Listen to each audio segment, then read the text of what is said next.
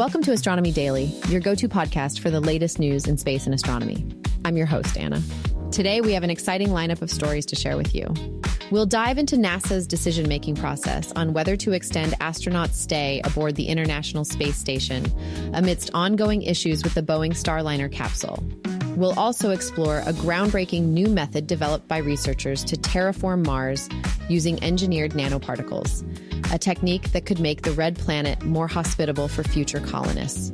Additionally, we'll look at NASA's Perseverance rover as it embarks on a challenging new mission to climb the western rim of Jezero Crater in search of ancient life signs. Lastly, we'll shed light on a fascinating project by Honeybee Robotics to install massive streetlights on the moon, which could revolutionize future lunar exploration. Stay tuned, as these stories promise to be out of this world.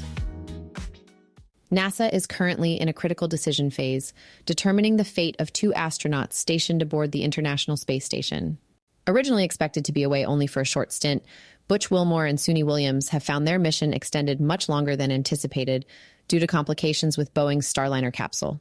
The spacecraft faced numerous challenges, including thruster failures and helium leaks, which have cast doubt on its ability to safely bring the astronauts back to Earth. In light of these issues, NASA is considering an alternative plan, having Wilmore and Williams return via SpaceX's Dragon capsule. This would mean their mission could extend until early next year, potentially adding several more months to their time on board the ISS. It's worth noting that SpaceX's Dragon has a strong track record since its first manned mission in 2020, making it a reliable option for NASA. The decision to switch to SpaceX, however, isn't straightforward. It would necessitate reshuffling the upcoming crew assignments, as SpaceX's next flight is already set for late September with its own planned crew. Wilmore and Williams would need to replace two astronauts on this mission to secure their seats home. Additionally, the ISS's limited docking capacity means that Boeing's Starliner would have to vacate its spot to allow the Dragon capsule to dock. Despite Boeing's reassurances that the Starliner can still perform a safe return trip, NASA is taking a cautious approach, prioritizing comprehensive data analysis to ensure crew safety. Given the mixed history with Boeing's earlier unmanned test flight, which required extensive fixes costing over $1 billion, NASA is wary of rushing any decisions. This prolonged deliberation underscores NASA's commitment to ensuring no stone is left unturned, valuing thorough analysis and safety above all. Researchers from the University of Chicago and Northwestern have unveiled a revolutionary approach to warming Mars, potentially making the red planet more conducive to life.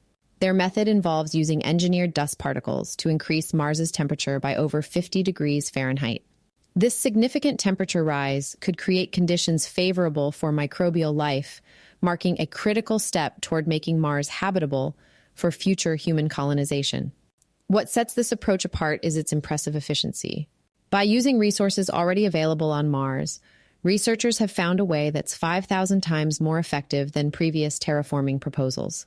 Rather than importing materials from Earth or mining rare resources on Mars, this strategy smartly leverages what Mars naturally offers. The particles are designed to trap escaping heat and scatter sunlight toward the Martian surface, enhancing its greenhouse effect. According to Edwin Kite, a professor of geophysical sciences at the University of Chicago, this method suggests that the barriers to warming Mars to allow liquid water are not as high as previously thought. While there is still a long way to go before humans can walk on Mars unaided, this breakthrough brings us closer to transforming Mars into a world where life can begin to thrive, one scientifically thrilling step at a time. Speaking of Mars, NASA's Perseverance rover is gearing up to tackle one of its toughest challenges yet, climbing the western rim of Jezero Crater. This ascent marks the start of its fifth science campaign since it touched down on the red planet in February 2021. After spending over 2.5 years exploring the crater's floor and its river delta, Perseverance is ready to take on some of the steepest and most challenging terrains it has encountered to date.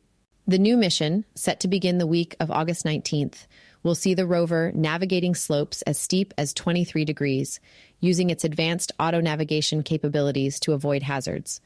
The team has carefully planned a route that balances safety with scientific discovery, ensuring that Perseverance can continue its groundbreaking work without interruption. At the top of Jezero Crater, the rover will explore two priority regions, Pico Turquino and Witch Hazel Hill. These areas are of significant interest to scientists because they may offer clues about Mars's ancient history. Pico Turquino, for instance, has fractures that might have been caused by hydrothermal activity, an intriguing hint of the planet's past geological processes. Meanwhile, Witch Hazel Hill features layered materials that date back to an era when Mars had a much different climate, possibly even harboring life. During its river delta exploration, Perseverance collected 22 rock cores, some of which contain sedimentary rock, the only samples of their kind ever gathered from another planet. These rocks are vital for understanding the history of water on Mars and could even provide evidence of ancient microbial life. As the rover ascends to new heights, scientists are eager to see what additional secrets Mars may reveal. And finally, for today, Honeybee Robotics has put forward a fascinating proposal to help illuminate the long, dark lunar nights with massive streetlights. This project, known as Lunar Saber, aims to construct 330-foot tall towers on the moon that will store solar energy and provide powerful floodlight illumination during the lunar nights, which last the equivalent of 2 Earth weeks. Such a development could be crucial in supporting future human exploration and settlement on the moon. These towering structures aren't just about lighting up the lunar surface. They serve a dual purpose. During the lengthy, sun-drenched lunar days, these towers will absorb and store solar energy. Once the 2 weeks of sunlight are over, the towers will switch roles and provide much-needed light to withstand the frozen nights, which can be particularly harsh and perilous. This innovation is not only aimed at lighting, but also at potentially recharging lunar rovers and other infrastructure, thus creating a rudimentary power grid on the moon. Honeybee Robotics, part of Jeff Bezos's Blue Origin, is leading the charge on this initiative with funding from DARPA, the U.S. government's Defense Advanced Research Projects Agency. Although the project is still in its early development stages here on Earth, it represents one of the pioneering steps toward making the moon more habitable for human settlers. If the Lunar Saber project can achieve its goals, it could very well become a cornerstone in the infrastructure required for extended lunar missions and even permanent settlements. In summary, the Lunar Saber initiative could mark a significant leap forward in our efforts to not only return to the moon, but to stay there. By providing necessary illumination and energy storage capabilities, these colossal streetlights will help ensure that the moon remains a well-lit and powered outpost, paving the way for future exploration and possibly even long-term human habitation. That's it for today's episode. You've been listening to Astronomy Daily with me, Anna. For more updates, visit our website at astronomydaily.io, where you can subscribe to our free daily newsletter, catch up on all the latest space and astronomy news with our constantly updating newsfeed, read our blog, and listen to all our back episodes. You can also find us on social media. Just search for Astro Daily Pod on Facebook, X, YouTube, and TikTok. Thanks for tuning in, and see you tomorrow. In the meantime, keep looking up.